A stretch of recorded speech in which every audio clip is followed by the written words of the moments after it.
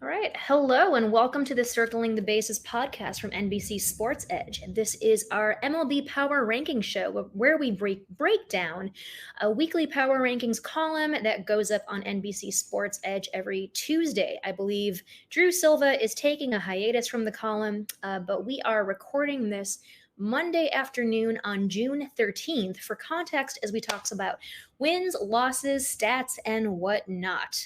So I mentioned that Drew Silva is off this week. I'm Janice Scurio. Hopefully, Drew is drinking some sort of concoction out of a coconut whilst under a palm tree, or perhaps listening to some jam band music, or perhaps somewhere eating the finest chicken nuggets the East Coast has to offer. But anyway, joining me today is my dear friend, Michael Ajeto. He's been putting out some really great content for Baseball Prospectus. Welcome, Mikey. What have you been working on lately?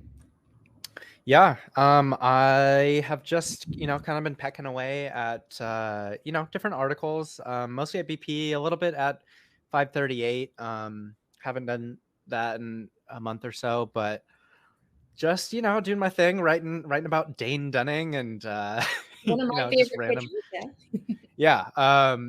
Just kind of, I guess not so random lately, but I wrote about Mitch Keller last night, put that out this morning. Just wrote about Shane Bieber on Friday, Walker Buehler last week. So really just, a lot of pitchers. I am going to write about a hitter soon though. So don't worry. You and I are a lot of like, where I love evaluating pitchers, but evaluating hitters is a little bit more of a difficult subject for me, but I'm working on that though. Well, Yeah. anyway, welcome, Mikey. Typically, Drew asked me what I'm looking forward to this week in the baseball world, and this time around, I'll pose the question to you. What are you looking forward to in the baseball world this week? Yeah, I will be a little self-serving and say, number one, I really am excited to see Mitch Keller pitch. And actually, I think he started pitching about 15 minutes ago, 20 minutes ago. So excited to kind of see how that unfolds. Shane Bieber, kind of the same thing. I wrote about him and I'm excited to see, so basically I wrote, he's lost velocity. He could probably get a little bit back if he slowed his pace. So I kind of want to see if that happens. If he does end up slowing his pace, he probably won't get that much velo back, but he's hurting pretty bad for it. So just, those couple things. And it's really warmed my heart to see the Angels losing so much, especially while the Mariners are kind of on a tear. So I think those are like the three big things for me. Yeah, I believe the article, your Shane Bieber article, was like Shane Bieber could speed up by slowing down. Did I get that right? Or is Yeah, it? something like that. Yeah. Yeah. I know Shane Bieber is one of your pet pitchers. You've written about him quite a bit. I have a couple of pet pitchers too, probably mine being Tyler Anderson, Martine Perez, and Nestor Cortez. So I always make sure to watch all their starts. And yeah, I definitely have a type. I love lefties. So typically, if you're a left-handed pitcher, I will love you.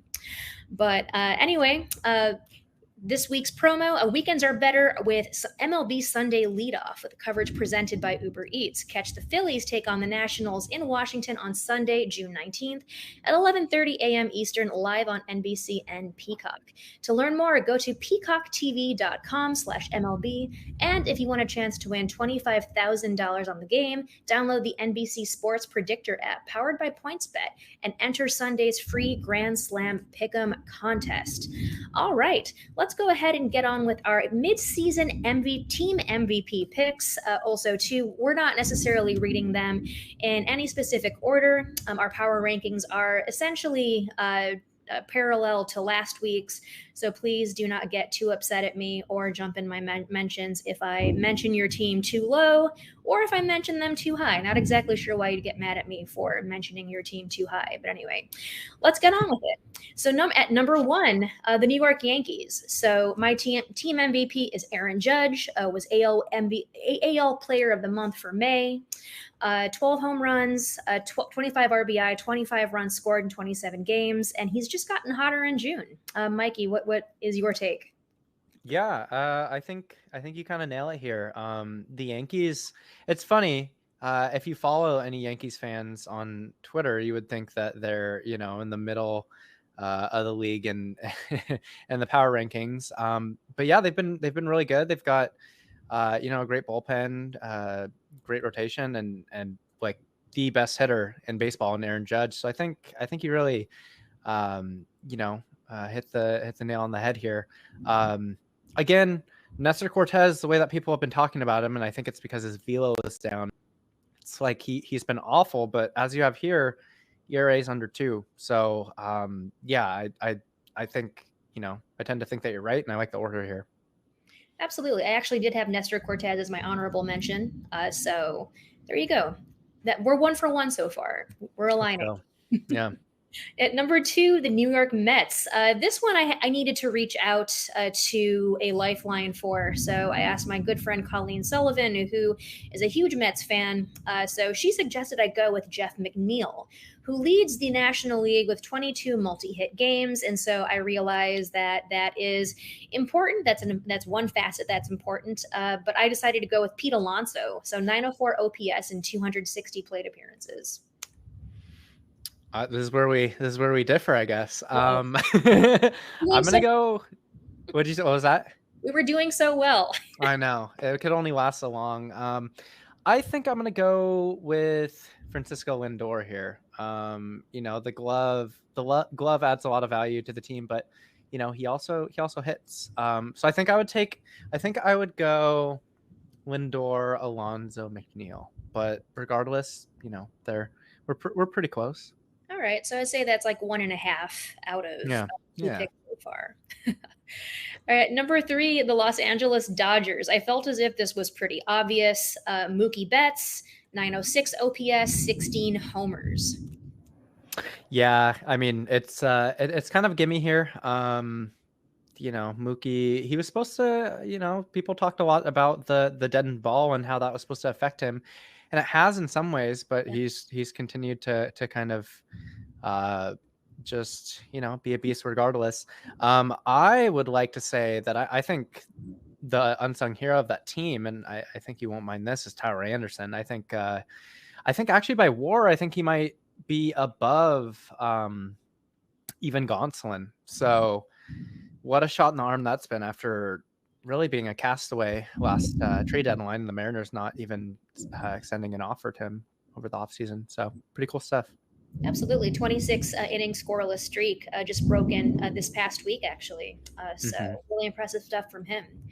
At number 4, the Houston Astros. All right, so I went with Yordan Alvarez. I felt as if, he signed a 6-year, $115 million contract extension and has a 956 career OPS, and he's only 24. Yeah, he's not bad. Again, kind of like Judge. If Judge isn't the best hitter in MLB right now, I think you've got to say it's Yordan Alvarez.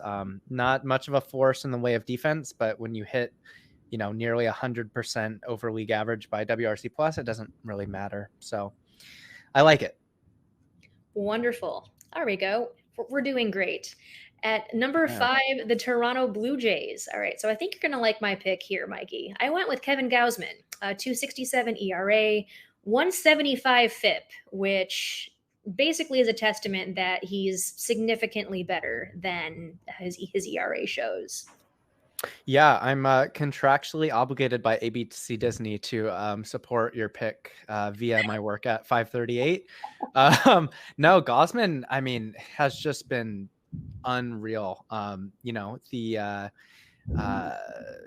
He wasn't really supposed to be particularly great, as elite as he's been, and he's someone that's not supposed to age well.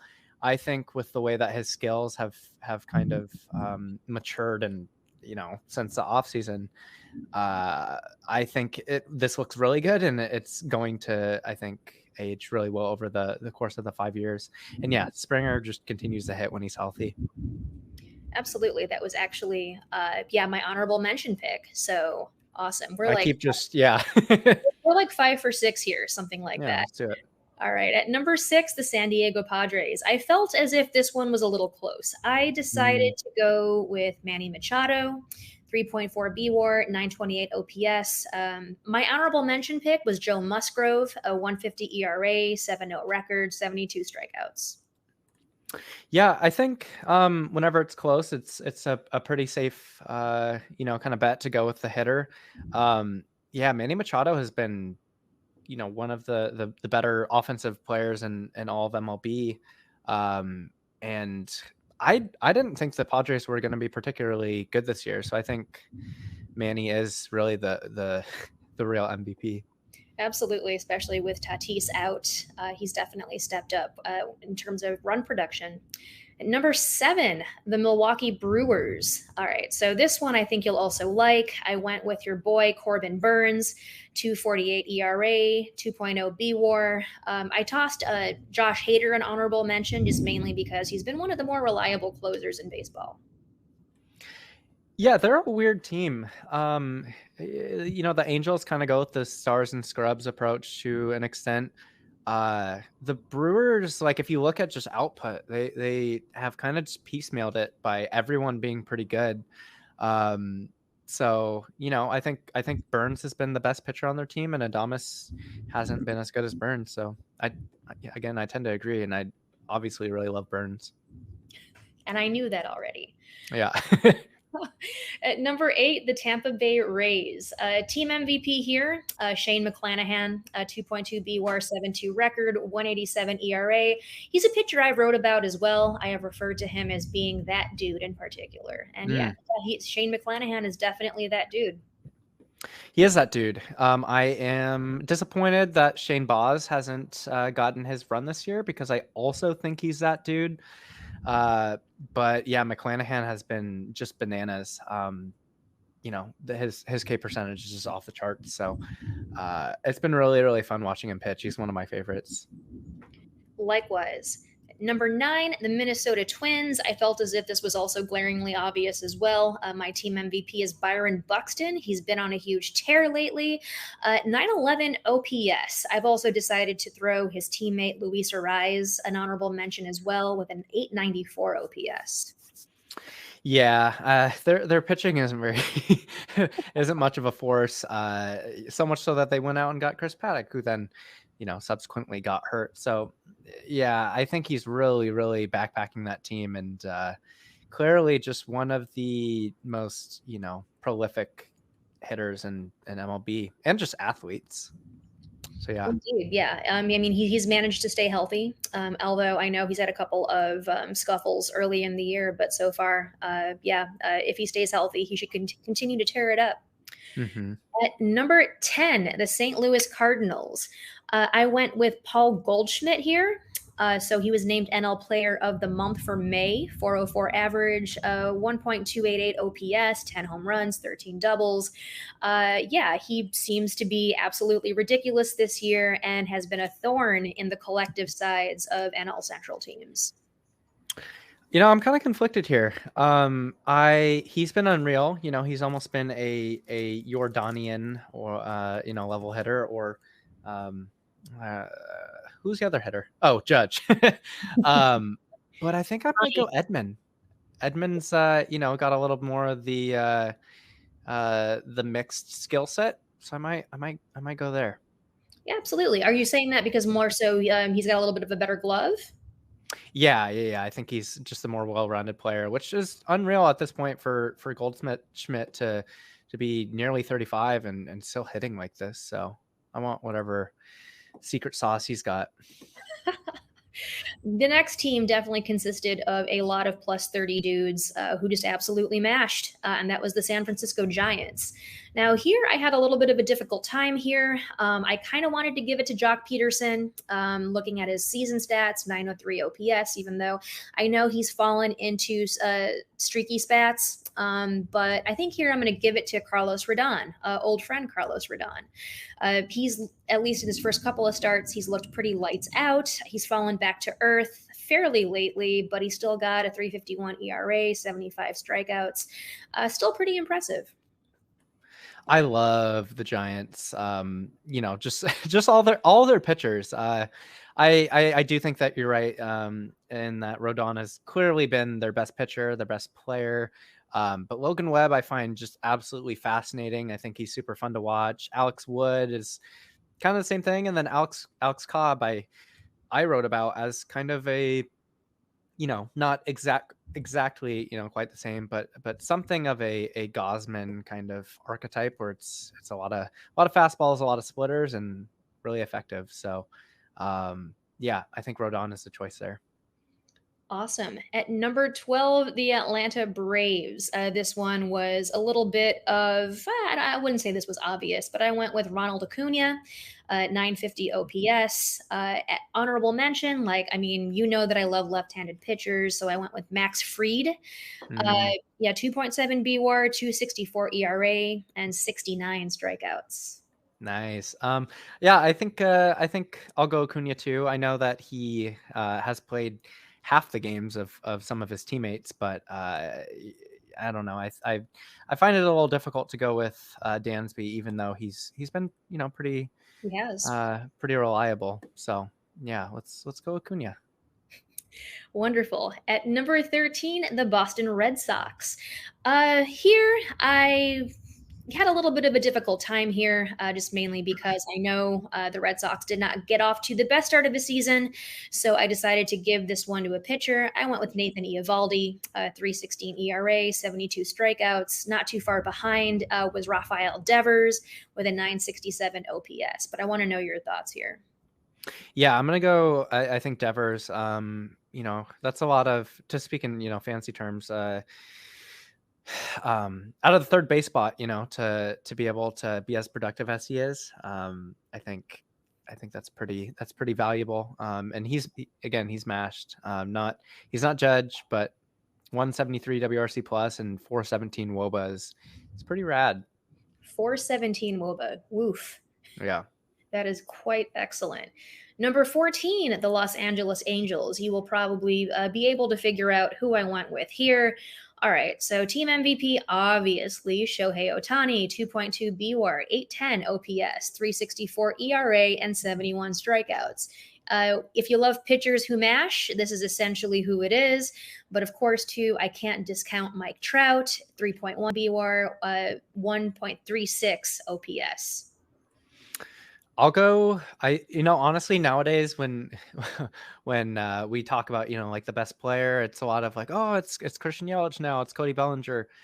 It's always Trout, and I think I'm gonna go with Trout too. He's just so reliable, and even with Taylor Ward just hitting out of his mind, Trout has been on the field more and still been more productive for his team. So I'm gonna go Trout, despite Ohtani being able to do it from both sides. At number 15, the Chicago White Sox. So here, my team, I almost spoiled that. My team MVP is Tim Anderson, 896 OPS, 5 home runs, 8 stolen bases. He can hit for power. He can hit for contact, even though generally the White Sox as an entire team have been definitely affected by the dead end ball. It seems as if Anderson seems to be one of the few hitters to actually overcome that. But I threw an honorable mention to Michael Kopech, who's still being ramped up from Tommy John surgery recovery. So a 194 ERA and 51 innings pitched. So he's almost to the same amount of innings pitched last year. He pitched 69 innings last year, by the way. Yeah, I'm going to go TA too. Just hitting out of his mind right now. And no one, the team in general has really, really struggled. No one has really stepped up and done their part outside of him. He is someone who I used to look at his BABIP all the time and be like, well, he's not that fast. So I don't think he can really maintain this, but he just has such elite bat control that he knows where to put the ball, and they often fall in. So I love me some TA, and I'm sad that when I was in Chicago visiting Janice, I never got a TA jersey because everyone loves him. I will get you one. One day, hear you me. I will get you a TA jersey. Definitely the White Sox lineup right now is missing his production, but hopefully he's back in the lineup very soon. At number 16, the Philadelphia Phillies. I went with Bryce Harper. 1.017 OPS, 15 homers. He's been on a high level of production for a handful of years now. Yeah. I think it's so hard. I quite adore him and Zach Wheeler, and generally gravitate towards pitchers, but I think it's kind of hard to deny how good Harper is, and there's a reason why he got, a big contract that he did. So, surprise. The reigning NL MVP. I actually did have Zach Wheeler as my honorable mention. So coming up right behind. Right. At number 17, the Arizona Diamondbacks. This one was a little difficult, just mainly because looking at season stats, everyone seems kind of mid. But here I decided to go with Ketel Marte, 776 OPS. And Dalton Varsho, I thought wasn't too far behind either. Wisconsin, Milwaukee, Allen. 761 OPS. Wisconsin, Milwaukee, not necessarily known as a baseball school. So it is very cool to see an alum playing in the major leagues. Yeah, they're a weird one. I quite adore Zach Gallen. Merrill Kelly's actually been really interesting this year. Things that he's kind of changed with his changeup. And then Josh Rojas and Alec Thomas are two really interesting kind of youngsters. But yeah, I think Ketel Marte is kind of the choice. Ever since he's been in Seattle, I've always really adored him, on the field and off the field. So yeah, he's as exciting as they come. At number 18, the Texas Rangers. So a little bit of a spoiler. I mentioned him earlier in the broadcast. Martine Perez. So he was American League Pitcher of the Month for May. It is a .64 ERA across 42 and 1/3 innings.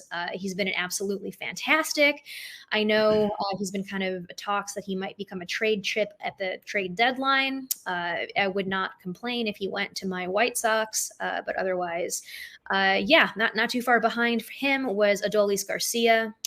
He's still hitting pretty well. I know last year there was talks of him being a rookie of the year in the first part of the year, but otherwise, interesting team this Rangers team is. Yeah, I think interesting is the word. Over the offseason, it was really interesting how, I love to see how aggressive they're being with their payroll, because it seems like no one's interested in doing so nowadays. It's also, again, I know it's bad practice, but as a Seattle Mariners fan, it's been hard to not delight in really all three of their big signings. I don't remember what the combined value was, almost 600 million. Really not being great. Yeah. But yeah, I think Martine Perez is maybe the choice. I think it's kind of a toss up between him and Adolis Garcia. But yeah, I think Martine Perez has really kind of held it down for that rotation, and they haven't really had a standout player. I know that they're starting to turn it around, but yeah. Yeah, Marcus Semien has shown some signs of life lately, so hopefully he keeps it up. Mm-hmm. So not to spoil my next MVP, but if you are hearing a lot of rumbling in the background, I am located in sunny Chicago, Illinois, where it is not so sunny right now. We're currently under a tornado warning. So essentially, it is pretty stormy outside, but of course, Mikey, I do see that it is sunny where you are right now in Seattle. It's always sunny in Seattle, right? Contrary to my podcast, it's never sunny in Seattle. There's a little bit. It's overcast. Wonderful. Yeah. Well, the sky is a kind of a greenish gray tint. So I haven't been outside since about an hour ago, and I don't plan on going outside. But anyway, on to my next pick for the Cleveland Guardians at number 19. So I picked Jose Ramirez. So he currently ranks third amongst all qualified hitters in OPS. He's at a 1.36, and he's pacing the entire AL with RBI with 56. I think you might have a different pick here, though. No, as much as I would love to say that. Bieber? No Shane yeah, Bieber? No, Zach, please, Zach. No, as much as I would love to say that, Bieber was killing it. Again, he's been sitting like a touch below 91 miles per hour. Just hasn't been the same pitcher without it. If anyone is able to kind of make up for it, it's him, because of elite breaking balls and command. But yeah, Jose Ramirez has been unreal. 16 home runs on the year and walking way more than he's striking out. They extended him, didn't they? I think they did. Yeah, and I mean, rightfully so. Yeah. think So until 2029. Right, he's going to continue to be a thorn in the side of the AL Central, namely That's my right. White Sox. That's Good right. for him, though. Good for him. Yeah. At number 20, the Seattle Mariners. Oh, I bet you are waiting with bated breath to see who I picked. I picked Ty France. 902 OPS, 3.1 BWAR. I tried to see if there was a pitcher that really stood out for me on Seattle staff, but I don't know. I decided to go with two hitters. So behind Ty France, I went with JP Crawford with an 841 OPS. Oh, this is a good prop for me. Yeah, I think I'm also gonna go with Ty France. It feels like since I don't know, Nelson Cruz or Robinson Cano, it feels like the best hitter that they've had since him. He's just such a good pure hitter. Doesn't really tear the cover off the ball, but the ball just constantly, lands in the right spots. He gets hit by a lot of pitches, which I don't love to see, but it does increase his on base percentage. JP Crawford, I think, is a good choice, and actually is someone that I'm planning on writing up because he has been unreal, and his approach is not one that you would expect out of someone with one of the worst exit velo averages across MLB.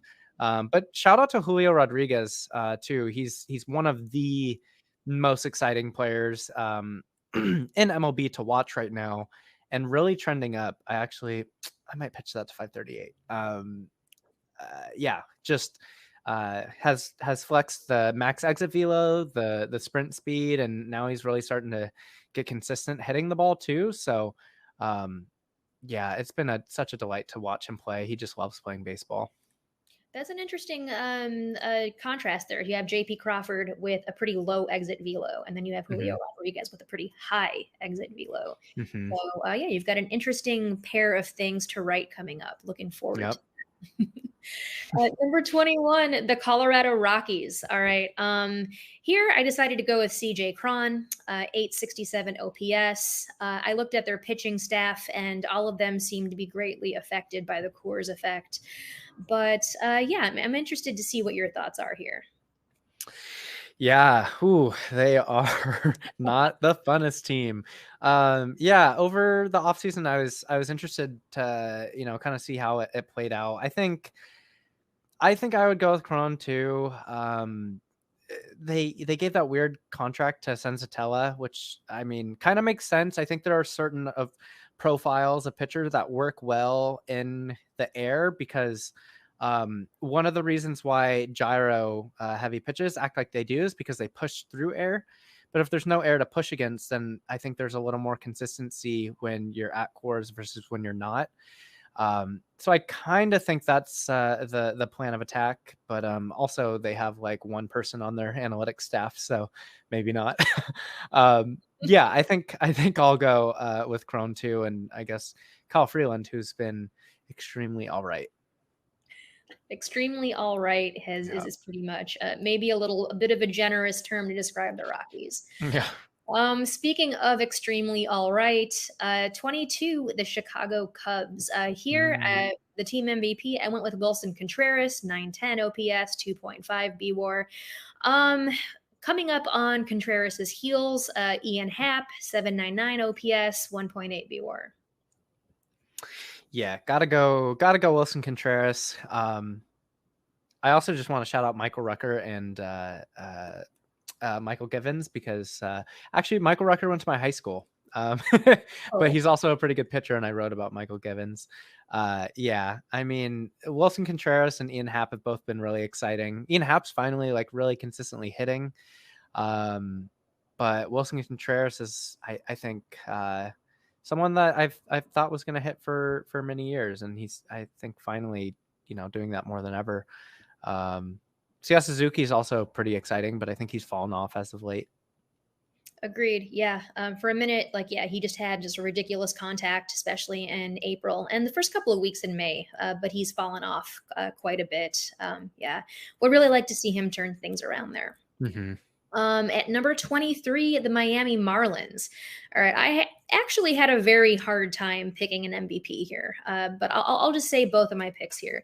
Jazz Chisholm, 868 OPS, 2.0 BWAR, but of course, too, Sandy Alcantara, I feel also deserves a great nod. But yeah, want to know, this is a very interesting Marlins team, just mainly because it's a really great pitching staff. And of course, too, you've got just electric players like Chisholm on the staff as well. I think they're one of the most exciting teams in baseball. I think, Trevor Rogers has really struggled lately. And I think that he has ace like potential, I think. And so, yeah, I think I'll go Chisholm too. Alcantara has been nails, but his peripherals don't, I know that in talking about, it's kind of a philosophical conversation. It's like, what does it mean to be the most valuable? Is it, the results on the field? And it's like, well, what about all the hitters that they're striking out and like, ground balls that are getting by their defenders? So, yeah, I think I'll go Chisholm, just because he's posted, just in terms of like WAR, he's been a good player, similar player to Alcantara, and also a hitter, and really, really fun. We love fun around here. At number 24, the Detroit Tigers. I went with Tarek Skubal. Again, maybe a little bit biased here because I love lefties. 2.33 ERA, 0.96 whip, 70-10 strikeout to walk ratio. He's been looking really good. That Tiger staff is definitely very, very strained right now, especially since they just lost Casey Mize to Tommy John surgery. Yeah. I also want to give Miguel Cabrera a nod. Definitely 706 OPS. Of course, he's definitely on the older side. Just still reached some career milestones this year, but I'm going to lean with Skubal here. Yeah, their offense is so bad. Yeah, I'll just say that. With a pitcher, yeah. Yeah, Skubal is definitely the pick, and I really, really adore him.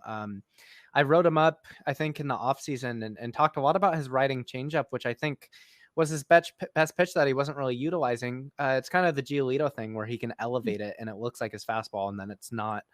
But he actually changed it and added, both drop and fade to it. However he did that, he increased the efficiency of both of his fastballs to make them more effective. Really just changed everything. I think he tweaked one of his breakers too.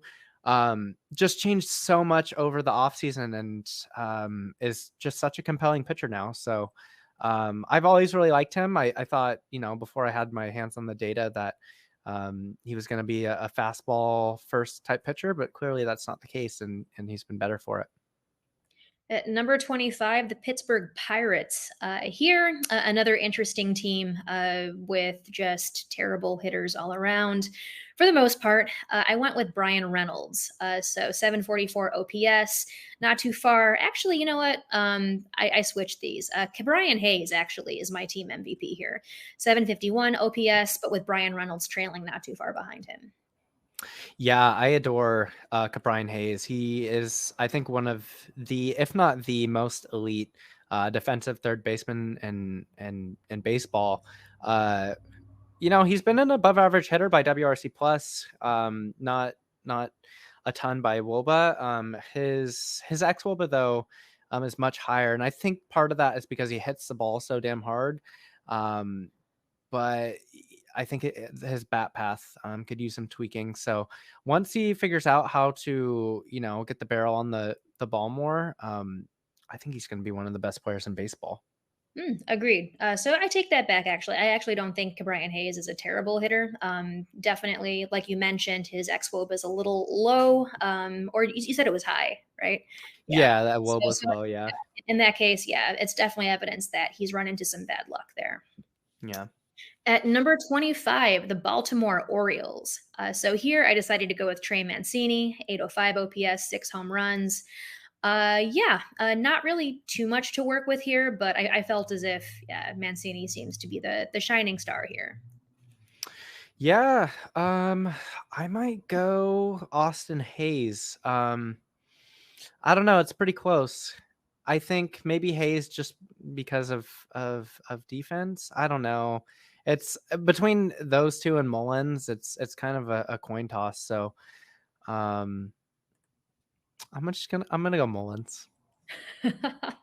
Hayes was Center field. actually my honorable mention pick, so we Yeah. almost align there, almost. Yeah.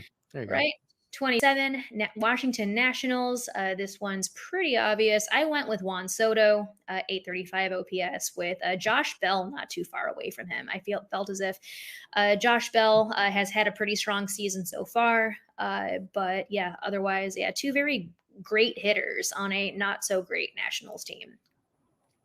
Yeah, I'm gonna go with Eric Fetty. Just kidding. Oh, No, God. yeah. I'm gonna go with Juan Soto as well. It's funny, like he's been a much better hitter than his outcomes kind of suggest. Like his WOBA is almost 60 points lower than his ex WOBA. So I think probably somewhat affected by the deadened ball, or I don't even know what to call it nowadays, because every day an article comes out that says like it's inconsistent, it's actually juiced, it's but yeah, just clearly one of the best players in baseball. At number 28, the Oakland Athletics, a team that pretty much has been drained for most of its talent this past year. I went with Paul Blackburn, 231 ERA, with Frankie Montas not too far away from him. I was thinking of maybe trying to go with a hitter here, but none of their hitters really stand out to me. They seem to have a little bit more of they seem to be stronger on the pitching side. Yeah, definitely. I'm gonna go Montas. Blackburn, I'm surprised that I don't like more, because I literally liked watching Mike Leake pitch. So they're kind of cut from the same cloth. But yeah, Montas is just, any splitter guy is going to be fun to watch, and he's been really effective too. So despite the higher ERA, I think the numbers suggest that he's been valuable to the team. His teammates are just letting him down. Absolutely. And perhaps likely to be traded before the deadline. Yeah. So at number 29, the Cincinnati Reds, I went with Tyler Stevenson. Mikey, it was actually you who put me on to Tyler Stevenson earlier last year, and I've liked what I've seen from him. 829 OPS, 1.2 BWAR. Anyway, are you still a Stevenson stan? Stevenson stan. Yeah, I do still like him. I don't know. I kind of got that tip from a lot of prospects people who kind of keep me hip to the young guys coming up, because I really pay no attention until they get to the majors, or unless they're Mariners. Yeah, I think it's kind of a toss up between him and Tyler Mahle. I think that Mahle has been a little inconsistent, though. Again, it might be just that he's been getting kind of let down, but I think I'll get the edge to Stevenson as well.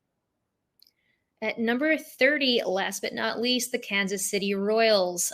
So another team with some pretty underwhelming players, but here I went with Andrew Benintendi, 774 OPS. Honorable mention, Scott Barlow seems to be one of their stronger relievers. He's got a 178 ERA with 6 saves. Oh boy. It's like, yeah, I don't know. I think I'll probably go Benny too. Maybe Bobby Witt. I'll go Bobby Witt Jr. At least he's like someone to be excited about, and and has also been plenty good. He could probably stand to be a little more productive on the offensive side, but yeah, him and MJ Melendez figure to be two exciting players for the Royals for years to come. Absolutely. I think the whole excitement aspect is certainly important.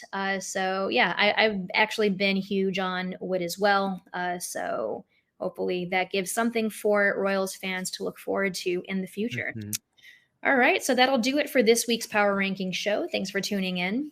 So you can check out Drew's Power Rankings column. It goes up every Tuesday on NBC Sports Edge. His next Power Rankings column will be next Tuesday, not tomorrow. But there's going to be rankings, observations on all 30 teams. We just gave you our MVPs for all 30 teams just now. So please rate and review the Circling the Bases podcast. We love 5 stars, but any feedback is welcome, including critiques on all of our jokes. You can follow us on Twitter. I'm at Scuriosa. You can follow Mikey at _Kuya Mikey. Peace out. Thanks for watching. Make sure to hit subscribe for all the latest fantasy and sports betting advice from NBC Sports Edge. And don't forget to sign up for NBC Sports Edge Plus to get the best-in-class draft guides, as well as season-long fantasy, DFS, and sports betting tools that will give you the edge.